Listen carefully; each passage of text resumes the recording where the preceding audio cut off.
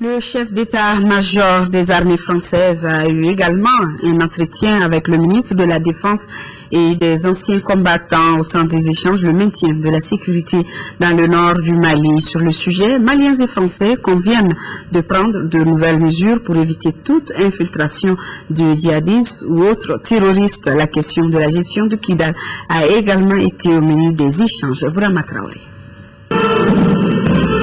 Le nord du Mali totalement sécurisé et stable, voilà à quoi aspirent Maliens et Français. Au cœur de la visite du chef d'état-major des armées françaises au Mali, le renforcement du dispositif sécuritaire dans cette partie du pays.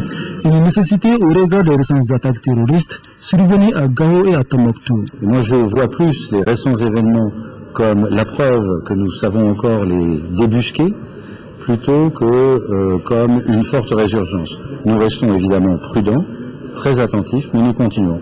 L'amiral Édouard Guillot est au Mali après la visite du ministre français de la Défense Jean-Yves Le Drian. C'était le 23 septembre 2013, visite au cours de laquelle il avait clairement rappelé l'attachement de la France à l'unité territoriale du Mali. Il n'y a pas de position française à l'égard de Kidal, ça n'existe pas. Il y a une position française à l'égard du Mali, dans laquelle il se trouve qu'il y a un certain nombre de villes, dont Kidal. Même point de vue exprimé par les patrons des armées françaises. Cependant, l'amiral Guillot reste peu explicite, disons ambigu, sur les agissements du mouvement national de libération de l'Azawad à Kidal.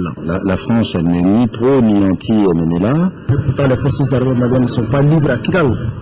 Les forces armées maliennes ont une certaine liberté à Kidal. Elles en ont beaucoup plus aujourd'hui qu'elles en avaient il y a 1 mois ou 2 mois. Mais on veut une liberté totale.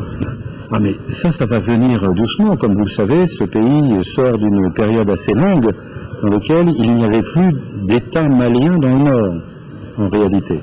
Quand cela ne tienne, le chef d'état-major général des armées salue cette visite de son homologue français. Une visite qui aura permis de convenir de certaines mesures de sécurité. Le chef d'état-major a profité de cette visite pour travailler avec nous ce qu'on va faire comme travail, comme mission au Nord. C'est-à-dire les patrouilles mixtes avec les forces armées maliennes, les Serval et l'aménagement, pour contrôler surtout la zone de Gao. Outre le renforcement du dispositif de sécurité, la vigilance doit être de mise car la guerre contre les terroristes est loin d'être gagnée.